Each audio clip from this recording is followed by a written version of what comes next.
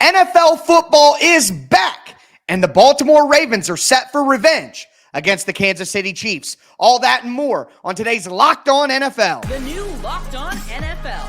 The madman Tyler Rowland is your double shot of NFL espresso with the Locked On local experts on every major story. Get ready, Rowland is revving up. The new Locked On NFL starts now. Locked On Podcast Network. Your team every day. Football fans, welcome in to the new Locked On NFL, bringing you a double dose of the NFL's biggest stories with the help of our local experts that know your favorite teams like no one else. I am your host, the madman Tyler Rowland, joined today and every Thursday by Locked On NFL expert Michelle Majuk, one half of Locked On's only power couple. On today's show, the first game of the year is here. And again, the Ravens are looking for revenge.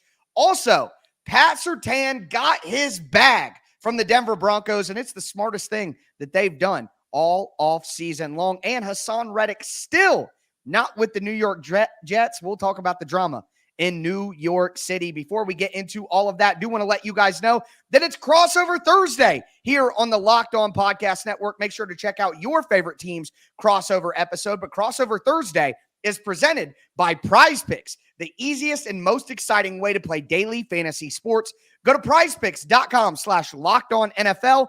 Use code LockedOnNFL, all lowercase, to win $50 instantly. When you play $5, you don't even need to win to receive the $50 bonus. It's Prize Picks. Run your game. Michelle, football is finally back. We have our first game of the season, the Baltimore Ravens against the Kansas City Chiefs, in a rematch of last year's playoff game. I'm so hyped up about this. I mean, obviously, my freaking veins are showing in my forehead. I'm going wild. I want to see, can the Ravens fix their run game? Will the Chiefs get off to a fast start? What are you looking for here? I mean, I feel like we were just watching this AFC Championship game. This offseason has flown by like no other. And there's a lot to look forward to here because, like, the Chiefs last year did not look good. It is absolutely insane that they went on that run in the playoffs, right? And the defense played super strong, especially in the playoffs in those final two games in particular. And Mahomes came through when he needed to, right? He made the big plays when he needed to. But now I'm looking forward to seeing what this offense looks like this year. Does Patrick Mahomes score more than he did last season? I mean, last season, he put up 27 passing touchdowns. And for him, that's not a good year, right? We need more out of him. Can this, they make bigger plays this upcoming year? Because so much of their play style last year was just short, dump plays. And it's like with Xavier Worthy, will there be more? And then on the Ravens side, Derrick Henry, right? Like, what do they get out of Derrick Henry? Does he still have it at 30 years old? Those are the two things I am eyeing the most come tomorrow night or tonight. It's kind of crazy to think about. The Chiefs might have won Super Bowls in like their worst years with Patrick Mahomes. I saw a stat the other day that every quarterback in NFL history that's won more than 3 Super Bowls or 3 Super Bowls or more has had a top 10 defense for at least 3 of those Super Bowls. Patrick Mahomes has won 3 and never statistically had a top 10 defense. We know that the Chiefs defense was really good last year, but the certain statistical metrics that were being used, they weren't technically top 10. But let's hear from our guys over at Locked On Chiefs as they get ready for the season kickoff. The Chiefs control their destiny. It is up to them. And the one thing they cannot do, Matt, is take it too easy. We've seen some vanilla starts here. There's no screwing around with the Ravens and then the Bengals next week. For me, you're going to make mistakes, especially with the youth on this team. But my goal is everybody comes off firing full go from the get-go. And if you're going to make a mistake, make it at full speed. Is that the right way that you see to go about it, or would you be a little more cautious? I mean, I think you got the right point for sure. I have a little bit of maybe PTSD, and I apologize. It's probably not the greatest reference to be making with Clyde this week, but I apologize for that. But just a flashback, if you will, to last year and playing fast and taking off maybe before you have the ball in your hands. So that's the only thing. You're right. I mean, you do absolutely need to be out, ready to come out. You need to be ready to go full speed. You need to be able to hit the Ravens hard. Michelle, I got to tell you, I don't really agree with the analysis there. I don't think the Chiefs need to come out fast. I think the Chiefs need to be healthy for the playoffs. We saw last year. I mean, they played the Bengals week 2. They could go, the Chiefs could go 0-2. I have multiple tweets from last year where I said, everybody counting out the Chiefs in September. They'll be back in the Super Bowl again. So I think this game means much more to the Baltimore Ravens to prove to themselves that they can beat the Kansas City Chiefs. And I think that has a lot to do with Derrick Henry. We know in that AFC Championship game last year, the Ravens just abandoned the run game for some reason. And now they bring in Derrick Henry to fix that. So I guess I don't think the Chiefs really need to start out fast. I think it's the Ravens who need to prove something. Am I crazy?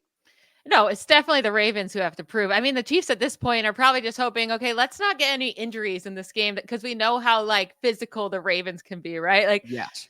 I don't think the Chiefs are too worried about this game very much. Like obviously they're trying to win, they want to win. Of course. They'll look fine. But the Ravens are such a good regular season team that's why, like, I really think the Ravens are going to come out here and be like, we should have won the AFC Championship last year. I mean, they probably honestly should have, right? They only lost by a touchdown. Right. They had 3 turnovers. That Zay Flowers turnover Zay in Flowers, the end yep. zone, and on probably the stupidest rule of football, right? If the ball you fumble out of bounds and then you Right. lose the ball, like. That's one of the dumbest rules in football, but it's fair for everybody because it happens to any team. Everyone. But like really, they had that game. They could have won that game last year, and the Chiefs only put up 17 points against that Ravens defense. We'll see what the Ravens looks like this year. They've had some turnover. They lost their defensive coordinator, Right. so like maybe they're not as good. But I just think the Ravens are going to be so much more into this game than the Chiefs are. Absolutely. And one thing that may make the difference is the connection between the quarterbacks and the tight ends, because these might be the 2 top quarterback tight end pairings in the entire NFL. And we're going to hear from Kevin Ostreicher at Locked On Ravens about that. Do you think that maybe is factored into a little bit of this, where he hasn't had that go-to guy outside of Mark Andrews, or do you think that that's not necessarily a point to you? No, I do think that is, but that also goes to their orientation as a team and how they sought to win early on in Lamar's career when he probably wasn't ready coming in to be a full-fledged throw it all over the yard. They played to his strengths early, and now they're trying to grow in their offense with more 3 receiver sets and that sort of a thing. So I think it's also a reflection of style of play, what they've looked for, what they've prioritized, how they've wanted to win, his special talents. I think this year will be very interesting because the quarterback who is 1 spot ahead of him is Josh Allen. And the perception of Josh Allen in the league here is that, well, he's also a dynamic running threat, that people think they would be more comfortable with him having to wing it and really throw it and put it on his arm to win the games. But this year he doesn't have Stephon Diggs. And last year Diggs was not that good anyway, the second half of the year. Well, listen, I know that they maybe want to throw outside a little bit more, but you still got to feed Mark Andrews. I mean, I think that's ultimately what's going to bring the Ravens home. Do you think the same? Yeah, and like last year, Mark Andrews did end up playing like in the later parts of the playoffs. But I mean, we have to remember he was coming off of that injury, that devastating injury where, I mean, he missed a huge chunk of time. He's lucky he even got to come back at all last year. So Mark Andrews should be much healthier. And then also on the other side with Travis Kelce, it's like, Kelce came back alive in the playoffs, but for a while there in the regular season, they weren't using him as much. He was off the field a little bit more than we're used to. Do we see that again to start the season? At 35 years old, are they going to try to keep his body healthy, his snap count low? Maybe he doesn't play as many snaps on the outside because that's already been dwindling down anyway. So we'll see how much of an impact Kelce has, because I think their whole entire purpose with him this year is make sure Kelce's ready to go for the playoffs, because their goal is to win their 3rd Super Bowl in a row. Yeah, and they're going to need Kelce fully healthy to pull that off. And I think, we could talk all we want, but to me, it's a battle for second place when you talk about tight end quarterback combinations. There is nobody out there better than Patrick Mahomes and Travis Kelce. But a team in the Chiefs division who is trying to stop that passing attack is the Denver Broncos. And to do that, they gave Patrick Surtain II a big bag. We'll talk about that right now. First, do want to let you guys know that today's episode is brought to you by Prize Picks. Prize Picks is the easiest and most fun way to play daily fantasy sports. PrizePicks is the official sponsor of Crossover Thursday here on the Locked On Podcast Network. They are America's #1 daily fantasy sports app with over 5 million active members. Here's how it works. You pick 2 to 6 players, and you say whether that player is going to do more or less than the stat projection that PrizePicks has. So Patrick Mahomes, 250 passing yards. Travis Kelce, 3 catches. All you do is make a lineup of 2 to 6 players and say more or less.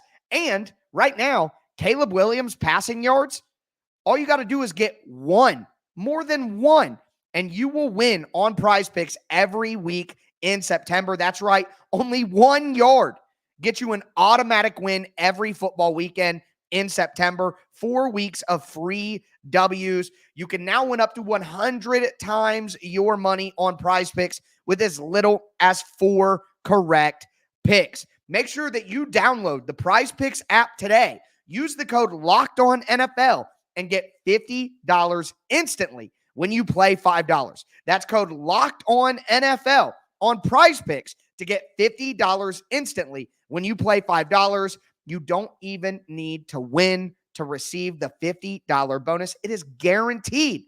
PrizePicks, run your game.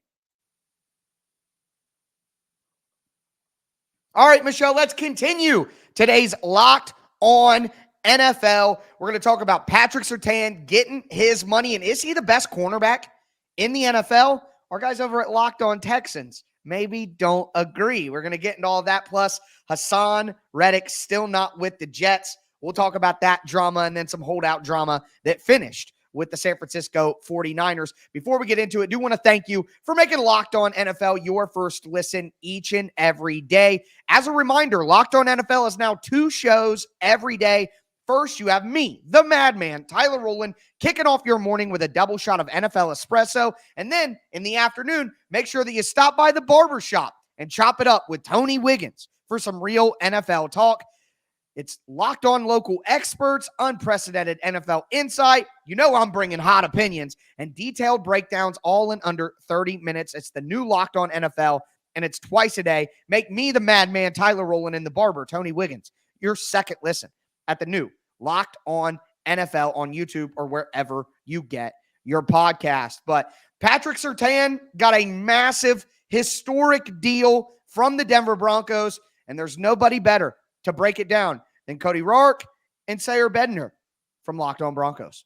The Denver Broncos and Patrick Surtain agreed to terms on a historic contract extension, a 4-year deal extension here for PS2, $96 million, $77.5 million guaranteed, where he'll make $24 million per year, resetting the cornerback and the defensive back market significantly. And as we've seen deals happen this offseason, we said, hey, when Pat gets paid, he's going to get the bag.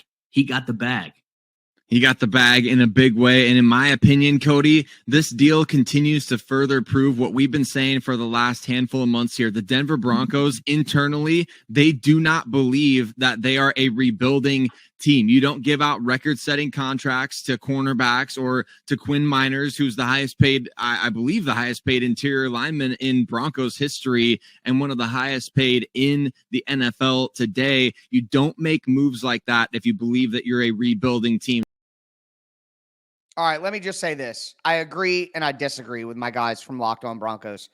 I agree that this is a good move for the Denver Broncos to make this signing. Surtain is absolutely fantastic. And let's just say PS2 is one of the coolest nicknames in the entire NFL. As a 90s kid, you're really hitting on the nostalgia button for me. But this has nothing to do with rebuilding. The Broncos are a rebuilding team. They just drafted a rookie quarterback. Like, they are a rebuilding team, and that doesn't mean that you let all your best players go. That means you can afford to pay a Pat Surtain and an interior offensive lineman historic money because you don't have a quarterback to pay because you're rebuilding your roster. So that's kind of where I stand on it. Do you think the Broncos maybe shouldn't have done this since they're rebuilding, or do you still think it was a good move to lock down Surtain?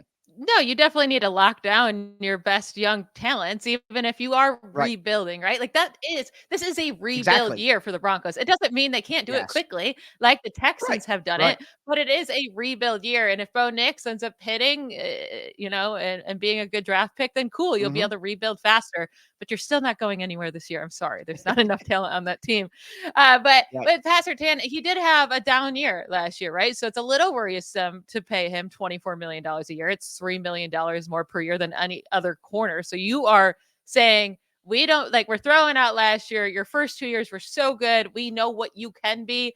Last year was a down year, but it was just a down year for the entire team. I think just things were off with that entire organization, right? But he did allow a career high 701 receiving yards in primary coverage, a career high, nearly a 94 passer rating in coverage, had 6 defensive penalties. Like, it was not a Ooh. good overall year for him, but we know how good he was the first 2 years. So like, he can get back to that pretty quickly. Yeah, and that's why, I think that he's a fantastic cornerback. I don't know if he's the best cornerback in the NFL. To me, No, not even I close. got to go right. I got to go with Sauce. I mean, not even close. Maybe that's a little harsh, Michelle. Okay, a little harsh. I think at his best, he's probably top 5, something like that. But Sauce Gardner, to me, is still the best cornerback in the NFL, I think, on a consistent basis. But someone who could be coming for that title is Derek Stingley Jr. down in Houston. And our guys from Locked On Texans seem to think he's ready to take the spot. I watched Deion Sanders. I've watched Richard Sherman. I've watched Revis Island. I've watched some of the best when it comes to playing that cornerback position. John, he's one. He's one of them. I am not afraid to say it's a name you didn't them. say that he really reminds me of, because I believe that not only can he take your receiver out the game, but he can get those interceptions. And I think he Ron reminds Bland me from the Cowboys. Thank y'all for watching Locked On. But he reminds me so much of Champ Bailey. Ooh, yes. You know, Champ will take your receiver out the game, but every now and then they want to try him. Yes. And for 2 or 3 years stretch, before it was Revis Island, this is early 2000, Champ was taking it out the air. Okay, John Hickman is my guy from Locked On Texans, is a fellow AFC South guy. He is my guy, but what are we talking about here? Like, Derek Stingley is a good young cornerback, but he is so inconsistent right now. Maybe he takes that step this year, but I think it's absurd to even put him in that conversation right now. So I'm on the Texans side. I'm sorry. I'm going to go with Derek Stingley Jr. I think he's going to be so incredibly good. You can't say he's been inconsistent, right? Because he's been injured. He was injured for almost his entire career up until the second half of last season when he came back from the hamstring injury. But from weeks 11 through 18, he had 5 interceptions and 13 passes defense that both led the NFL during that span. Finally, he's healthy out there. He got the chance. He's in a good defensive system with D'Amico Ryans. He had an 85.3 PFF coverage grade last year, including the playoffs. That was tied for the 5th best among corners, behind only Sauce Gardner, Jalen Johnson, Charvarius Ward, and Duron Bland. Like, those are good players to be with. I'm so excited for Derek Stingley this year, and I won't be surprised if at the end of this season, we're saying Stingley is a better corner than Patrick Surtain. Okay, I got to ask this follow-up. If you had to pay Stingley or Surtain, who would you choose to pay? Right at this moment, I feel like we've already seen Surtain be so great. Now, I'm going to go with the upside of Stingley. I think I'd pay him. Okay. Yeah. Okay. I think he has a higher upside than Surtain. Surtain, I think his upside is like cornerback 5 in this league. I think Stingley could become the best cornerback in this league. Okay, a little bit more upside with Stingley. This is why you tune in to Locked On NFL. What incredible analysis. All right. Michelle's killing it right now. I'm killing it. Football is back. We're fired up. And football may be back, but there's one guy for the New York Jets who still is not back, and it's Hassan Reddick. So we'll talk about him. Before we do, though, do want to let you guys know that today's episode is brought to you by LinkedIn Jobs.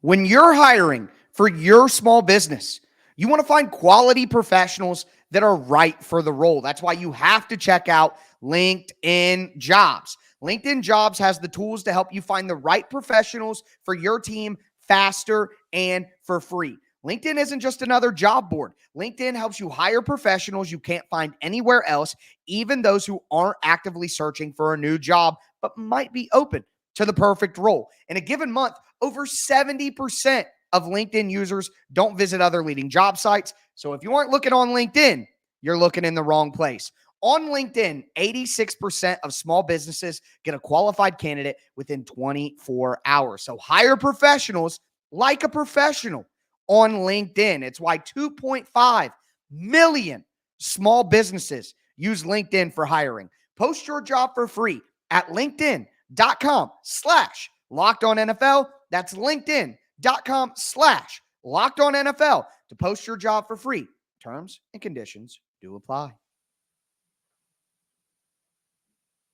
All right, Michelle, we are going to cap off this Thursday edition of the Locked On NFL podcast. The season is here. Football is back. Everyone rejoice. We talked about the Chiefs against the Ravens. We talked about Pat Surtain versus Derek Stingley. Now we got to talk about some holdout news because Hassan Reddick from the New York Jets has still not reported, and it could cause more off-field drama for the Jets than we've already seen. Before we get into that, I do want to thank you again, though, for making Locked On NFL your first listen each and every day. Remember, it's the new Locked On NFL. You get a double dose. Me, Tyler Rowland, the madman in the morning, the barber, Tony Wiggins, in the barbershop in the afternoon. Make sure you stay up to date on all of your NFL news here from the Locked On Podcast Network, your team every day. Hassan Reddick is still not reported, and things are getting kind of ugly for the New York Jets. We go to our guy, John B. from Locked On Jets to break it down. A big topic of conversation through training camp, through the preseason, because he hasn't been there, and that's Hassan Reddick. And it feels to me like the next 1 to 3 days are going to be pretty important for this whole Hassan Reddick saga, because yes, we know he's been compiling fines, $50,000 a day, missing training camp.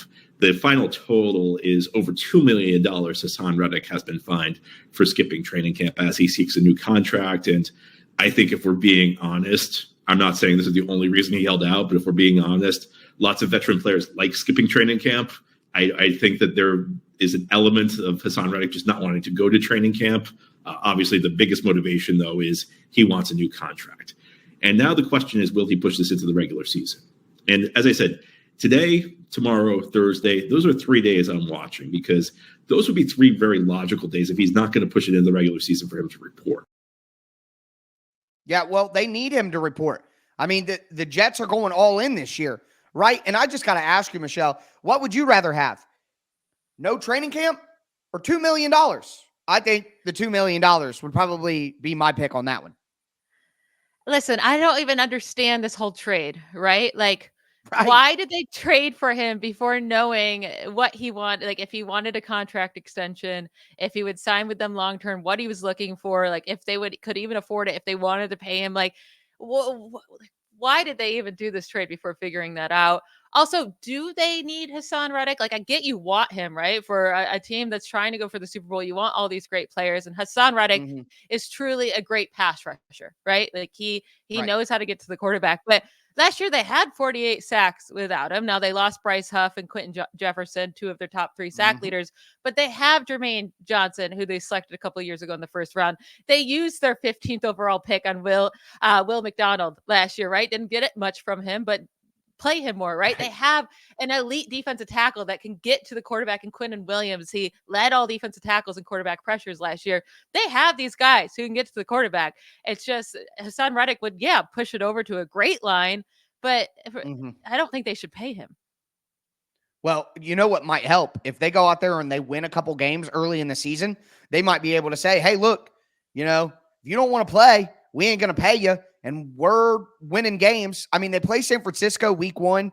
That could be tough. But if they win that game, they play the Tennessee Titans week 2. And look, I cover the Titans. I hope that the Titans win some games this year just for my own personal enjoyment of watching good football. But the Jets can absolutely go into Tennessee and beat the Titans in week 2. And if they go 2-0, just go to Hassan and say, hey, we don't really need you. You need your money, though. So if you want to come play football, you better show up. I will say that you make a great point about the rest of their pass rush. Javon Kinlaw's in there as well. Leonard Taylor is a rookie who fell to be undrafted when people thought he might get drafted late, but a guy who has talent as well. Maybe they get something more out of Will McDonald. They even have Solomon Thomas, a former high pick, backing up Quinnen Williams as well. So I think they have enough on defense to play good. The one thing that I am worried about is we're hearing some reports that Aaron Rodgers is doing Aaron Rodgers stuff, and maybe people are being kind of selfish in the locker room. And I think that this Hassan Reddick situation is just like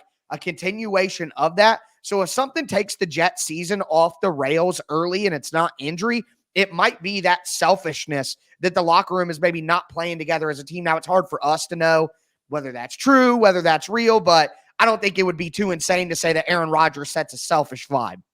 I am so interested to see how this team comes out in week 1 with Aaron this whole offseason has not felt very happy with the Jets. Like last offseason, it was all like, we have Aaron Rodgers, we're going to be so great. And they all just seem to be so in it. Now, maybe they still are, and the media is just like not, showing us that part. I just don't have good vibes about this team. I don't think their offense is going to be that great, even though Aaron Rodgers is there. I think Rodgers is going to struggle coming off the Achilles. I really do. Behind that line, I know they've tried to fix it. We'll see if it's fixed. We'll see if they can be, meshed together. Yeah, I don't get good vibes from this team. I'll say, though, with Hassan Reddick, he just doesn't have any, there's no say here for him, right? He's not absolutely needed like the other guys holding out, where Trent Williams holding out. The 49ers had no option. You pay me or you're screwed, right? With Jamar Chase, if he sits out, you pay me or our offense is way, way worse. The whole thing with CeeDee Lamb, he would have set out. They had nobody else at wide receiver. With Hassan Reddick, he's not needed. You're a bonus, cool, but he has no pull here to get this, no leverage to get this contract extension. Now, speaking of week 1 and speaking of the disease of me, we go to San Francisco, where Brandon Ayuk, look, Trent Williams, Christian McCaffrey, Brandon Ayuk, all back, but Ayuk had some interesting comments recently. We'll go to our guys at Locked On 49ers to tell us what he said. We got to talk about Trent Williams. He is back. He is at the facility. He was at the podium. The holdout is over. The team is now whole. The team is complete, guys. Christian McCaffrey back at practice, getting ready for week 1. Trent Williams back at practice, getting ready for week 1. Brandon Ayuk back on the practice field for the first time since the Super Bowl. Getting ready for week 1. The team, Ricky Pearsall aside, now complete. And the Ricky Pearsall, we talked about it, Croc, right? It could have been a galvanizing event with this Ricky Pearsall thing. And Trent Williams said, as soon as he heard about it, he's like, man, I got to get back with my team. And it was all smiles, all hugs, no hard feelings, according to Trent Williams, no hard feelings, according to Brandon Ayuk. But the quote that really makes you shake your head from Brandon Ayuk, did you see this one? He said, quote, I might have made it a little bit more difficult than I needed to at the end. Yeah, you think, Brandon Ayuk? Come on, man. Did it really need to go down to September 1st for you to finally sign your deal and get back with the San Francisco 49ers? I got to tell you, Michelle, we've been talking a ton of 49ers this week on the show with all the news that's been going on with them. I think most teams have that Super Bowl hangover after they lose the Super Bowl. They come back the next year and things just don't quite go the way you would expect. And then you add in the Trent Williams situation. Brandon Ayuk openly admitting to the team, yeah, I made it more difficult on the team at the end than I should have. It does give me those vibes of, hey, we went to the Super Bowl. We've had some team success. Now I'm trying to get mine. And stuff like that in these team situations. Football is like the most militaristic sport that there is. You're a band of brothers in the platoon all together. Pulling as one. We all go. We all die. Everything together. For guys to openly admit that they were being selfish, I think San Francisco is in for kind of a down season. Do you think that I'm crazy about that, or my reasons are crazy? Yeah, I think you're absolutely crazy. I think they're going to have a great season. I think they're going to be the number 1 seed in the NFC. I think they're just going to walk their way back to the NFC Championship and almost likely will be in the Super Bowl. This team's just too good on both defense and the offensive side of the ball. Now they are all getting paid, and maybe down the road this hurts them, right? There's 7 defensive or offensive players on the 49ers now getting paid top 5 at their position in terms of APY, most such offensive defensive players in the league right now by any team. And Williams, Bosa, McCaffrey, and Juszczyk, their fullback, are all first at their position, with CMC making $4 million more per year than any other running back, and Bosa making $5 million more per year than any other edge rusher. And now next year they're going to have to pay Brock Purdy. So their contracts or their cap space situations could be very interesting to watch. But this year they're going to be absolutely amazing on the field. All right, I'm crazy. That's fair enough. I'm not even going to argue with you. You might be right about that. But with that being said, football is back. Ladies and gentlemen, so excited for the season to be here. Make sure that you stay with us here every day on the Locked On NFL podcast. Of course, here in the mornings, the madman, Tyler Rowland, me hosting the show. I'll have Michelle on every Thursday. And then make sure that you tune in the afternoons into the barbershop with Tony Wiggins. But football is back, everybody. Enjoy out there and stay safe. Bye, y'all.